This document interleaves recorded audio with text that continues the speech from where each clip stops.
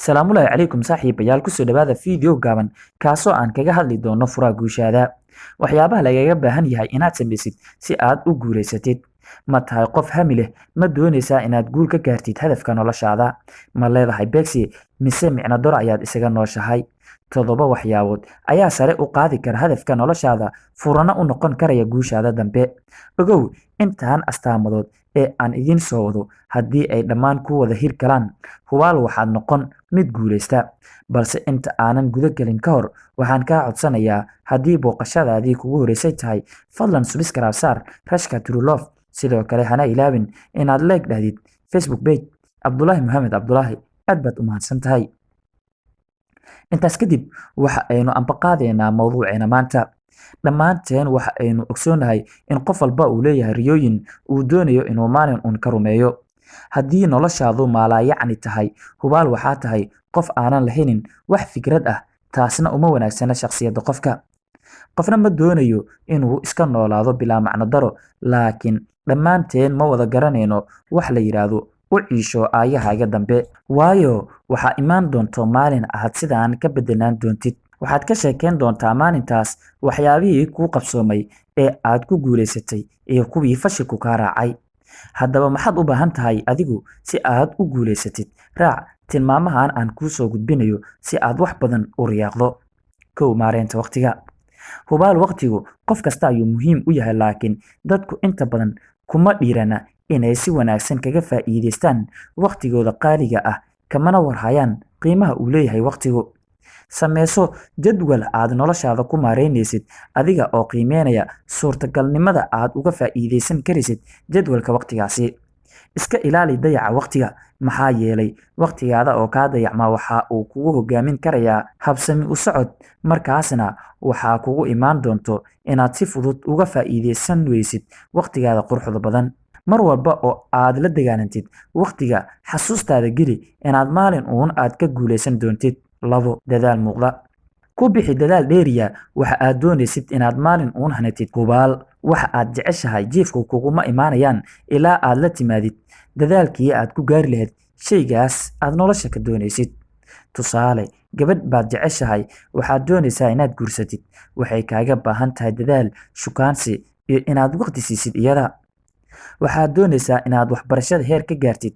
Ku dadaal akhrinta casharada, waayo waa furaha waxbarashada. Waxaad doonaysaa inaad hantiile noqotid. Ka waran haddii aad dhahdid aniga oo jiifo ayaan hantiile noqonayaa. Waa laga yaabaa in riyadu aad hantiile ku noqotid, laakiin barnaha ku fakirin in dadaal la'aan aad noqotid maalqabeen aad loo yaqaano. Dadku waxay dhahaan dadaalaa wuu gaaraa. Intaas tusaale ha ku ahaadaan oo bixi dadaal si aad ugu guulaysatid waxa aad doonaysid. 3. Adkaysi badan. Talaab kasta oo aad qaadaysid waa in aad adkaysigeeda lahaataa, una dul qaadan kartid wax walba oo adiga kaa hor istaagi karaya furaha guushaada. Waxyaabo waxaa jira loo baahan yahay inaad u dul qaadatid, horena aad uga socotid. Dad baa adiga ka soo horjeesanaya waxa aad sameynaysid, laga yaabee inay adigu kugu dhahaan hadallo aad dhibsanaysid. Sidoo kale waa macquul inay kugu adkaato waxa aad doonaysid inaad samaysid, laakiin intaas oo dhan sidii aad ugu adkaysan lahayd xisaabta ku darso marka hore inta aadan tilaab u qaadin. Mar walba oo uu adkaysigaada badnaado, waxaa macquul ah in aakhirkii ay ku noqon doonaan wax iska normala. Waa inaad la qabsataa una dul qaadataa noloshooda dhabta ah iyo tan adiga ku qusaysa oo keliya. 4. Ka faa'iidaysiga fursadaha. Waxaa laga yaabaa in waxa aad waqti badan u soo rafaadaysay, dadaal iyo juhdi aad u bixisay inaad ka faa'iidaysan weysid. Taasna ma ahan wax ku habboon adigu noloshaada. Waayo waxaa jiro waxyaabo hal mar oo keliya ay fursaddu ku siinayso, haddii aad ka faa'iidaysan weysidna ay mar kale kugu soo noqon doonin. Marka ku dadaal fursad kasta oo ku soo marta inaad ku dadaashid sida ugu wanaagsan inaad u qaabishid. Haddiise mar ay ku marto ama aad ka faa'iidaysan weysid, waxaa macquul ah in mar kale aysan kugu soo laabanin nooceeda oo kale. Mar uu ka hadlayay Sheekh Mustafa waxa ay tahay guushu, ayaa sheegay in guushu ay ku kooban tahay fursad ku soo marta iyo in aad adigu u diyaarsan tahay fursaddaas si aad ugu guulaysatid. mar walba diyaar u ahow fursad kasta oo ku soo marta inaad ka faa'iidaysatid una sii diyaargarow waqti kasta. 5. Wanaajinta salaadaha. Qofka aanan wanaajinin salaadaha waajibka lagama yaabo inuu wax kale u wanaajiyo. Allahii ku abuurtay haddii aadan ku xirnaynin marna lagama yaabo inaad ku xirnaatid waxyaabo noloshaada ku saabsan oo iska maalayacni ah oo mustaqbalka doonaysid inaad ka faa'iidid. Mar walba ku dadaal oo tixgeli salaadaha inaad sida ugu habboon aad u ilaalisid. Kulamaha aad ku dadaashid salaadaha waajibka ah waxa ay furo u tahay xiriirka idinka dhexeeya adiga iyo Allah subxaanahu wa tacaala. Markaasna waxaa kuu fududaanaya waddo kasta ee aad ku gaari kartid himiladaada dambe. 6. Ha sheegin shakhsiyadaada. In badan dadka guuldarada la saaxiibka ah ayaa ka hadla waxyaabaha iyagu khaaska u ah. Waqti badan ha ku luminin in aad dadka uga sheekaysid sirahaada khaaska ku ah waxa aad doonaysid inaad samaysid ama aad soo qabsatay. Keliya la imow wax muuqda oo keliya dadkuna ay arki karayaan si markaas adiga lagugu ammaano. Ha yeeshee kulamaa qof kasta aad uga sheekaysid waxa aad doonaysid in ay ku qabsoomaan waxaa macquul ah in fasilaad badan ay kugu timaado noloshaada dambe.